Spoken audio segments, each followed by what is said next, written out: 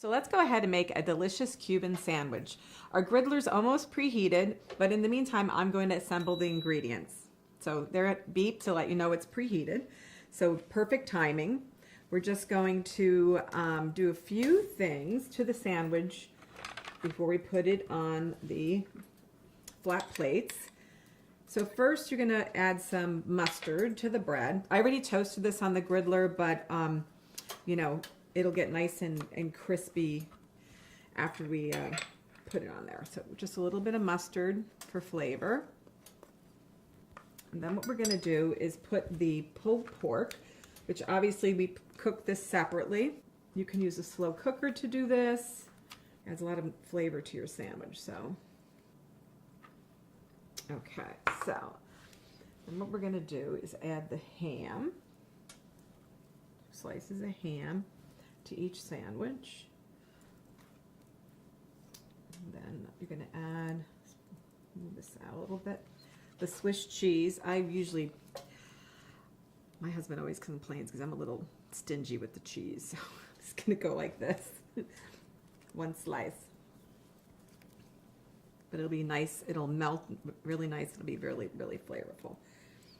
So that, and we're just going to add a couple of pickles like you would see in a traditional Cuban. And then we're just going to put the lid on the sandwiches, and what we're going to do is brush the top just with a little bit of vegetable oil, just lightly. That helps it crisp up. You don't have to do this if you don't want it. It'll still get nice and toasty. So let's go ahead and put the sandwiches on the grill.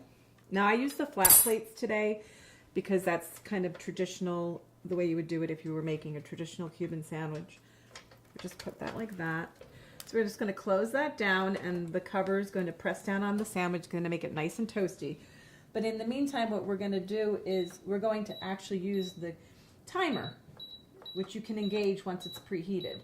So this suggests that we cook it for about 6 minutes. Come to the time that you want, press the button, and it'll start counting down. As soon as it's finished, we're going to check on the Cuban sandwiches and see if they're nice and toasty and golden delicious.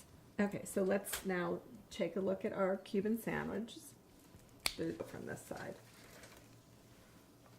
See how nice and brown and toasted it is. The cheese is not all nice and melted.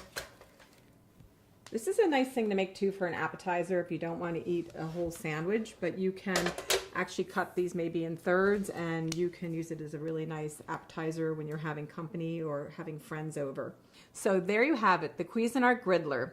What's more delicious than a Cuban sandwich?